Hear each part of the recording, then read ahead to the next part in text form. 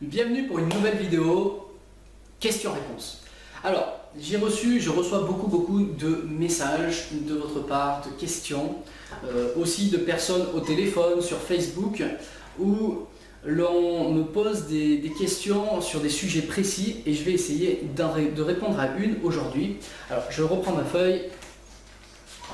Le don. Pourquoi certaines personnes ont des dons? Voilà, alors c'est une merveilleuse question.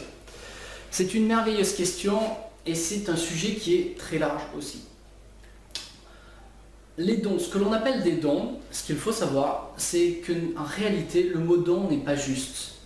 C'est le mot qu'utilisent les personnes qui n'ont pas conscience des facultés qui sont en nous.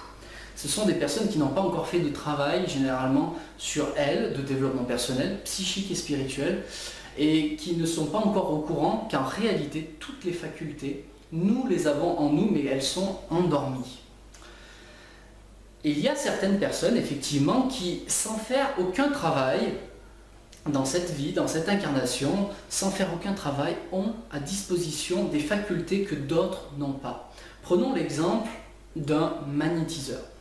Un magnétiseur a un plus grand magnétisme que la plupart des gens et sont capables d'aider d'autres personnes en faisant des soins énergétiques, en leur renvoyant de l'énergie. Aujourd'hui, on a une méthode encore plus puissante que simplement juste le magnétisme, bien que le magnétisme aide pour beaucoup de choses, mais il y a aussi le fait d'être un canal, de recevoir l'énergie universelle et de la retransmettre. Nous sommes simplement un canal, donc nous n'utilisons pas nos propres forces, et ça c'est très important pour ne pas se fatiguer et devenir soi-même malade. Mais il y a des guérisseurs de plus en plus, je ne sais pas si vous avez remarqué, mais il y a de plus en plus c'est-à-dire il y a de plus en plus de voyants, de gens qui sont clairaudients, clairvoyants, etc. Le clair-senti, c'est-à-dire qu'on a plus de ressenti. Beaucoup, en tout cas moi je baigne dedans et je baigne plein de gens découvrent qu'ils ont certaines facultés que d'autres n'ont pas. Et je parle bien de facultés et non de dons. C'est juste que quand on parle de dons, c'est qu'on n'est pas au courant que c'est des facultés qui sont latentes dans nous. Alors comment ça se fait qu'il y a des personnes qui ont ces dons, entre guillemets, qui ont ces facultés ouvertes dans leur incarnation et qui n'ont même pas besoin de faire de travail sur eux pour les obtenir? C'est tout simplement pour deux raisons. La première, c'est que c'est quelque chose qu'ils ont déjà travaillé dans d'autres incarnations.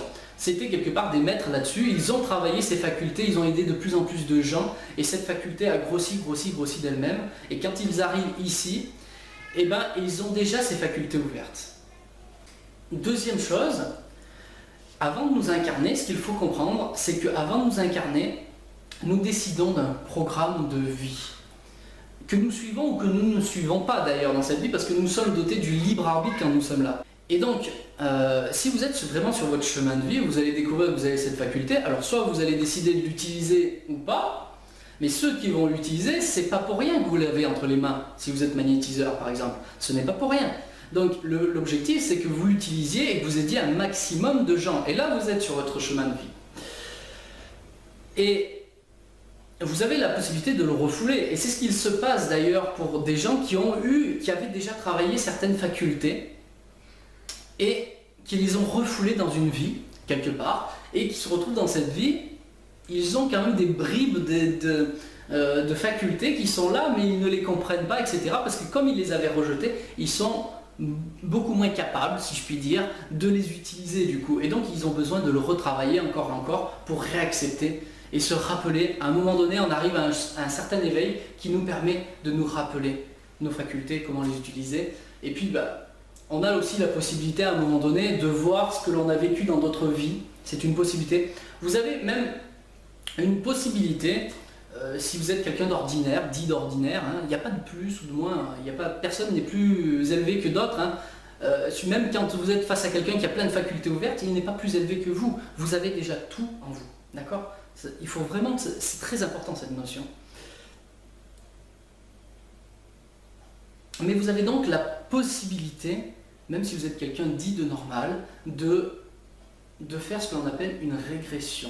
Vous avez la possibilité, si vous le souhaitez, de pouvoir repartir en arrière, et cela peut passer par l'état hypnotique. Si vous connaissez quelqu'un qui est capable de faire de l'hypnose, Donc moi j'ai moi-même suivi des formations là-dessus et j'ai pratiqué sur certaines personnes de les mettre sous hypnose et nous avons fait ce que l'on appelle des régressions. Une régression peut se passer simplement dans notre vie actuelle, remonter dans le temps pour retrouver des causes qui font qu'on a des dommages peut-être émotionnels, mentaux, qui nous bloquent, qui nous empêchent d'avancer dans la vie. Et quelque part, si on résout la cause, eh ben, il n'y a plus de mauvais effets derrière. Donc du coup, on repart sur un bon chemin. Mais la régression sous hypnose peut aller beaucoup plus loin que notre vie. Nous pouvons remonter dans d'autres incarnations.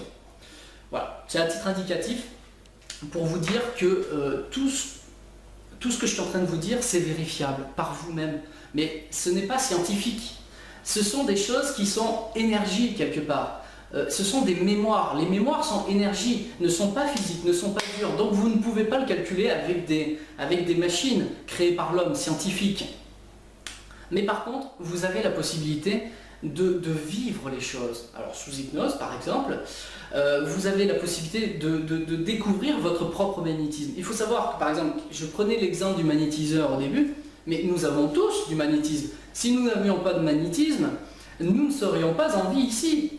Notre corps physique est constitué de magnétisme et d'électricité. Nous sommes électromagnétiques, il faut le savoir. Et ça c'est scientifique par contre.